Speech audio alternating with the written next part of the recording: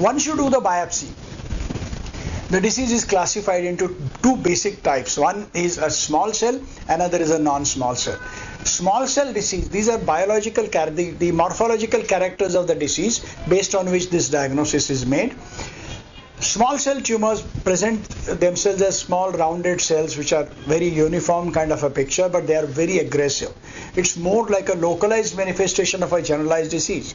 You try to treat them by a local modality of treatment like only radiation or only surgery, and you'll find that the disease will spread within a month or two everywhere. So you need to treat them differently. 85% fortunately is non-small cell lung cancer, which can be divided into adenocarcinoma, squamous cell carcinoma or large cell carcinoma, which actually starts at one location, spreads in a contiguous fashion into the surrounding organ or surrounding lung, or it can go into the lymph node through the bloodstream. It can go actually elsewhere into the distant organs like the opposite lung, into the bones, into the brain, into the lung, into the liver, etc. But it happens in a very stepwise fashion. So for it to reach from stage 1 to stage 4, sometimes it can take 2 years, sometimes it can take 5 years based on its own level of aggression. Mind you, all lung cancers will not behave the same way, and they can behave completely differently in two different individuals.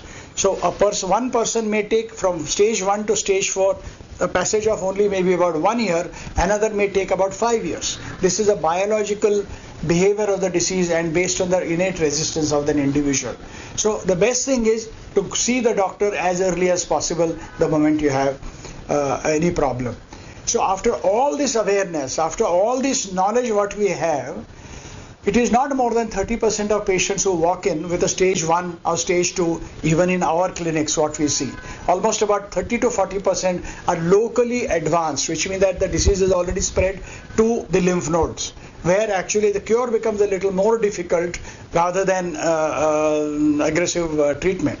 And in case almost 40% are in stage 4, where we can't really target them to cure them of their disease. The disease cannot really be completely eliminated, but we can add a lot of life as well as a few years to their life.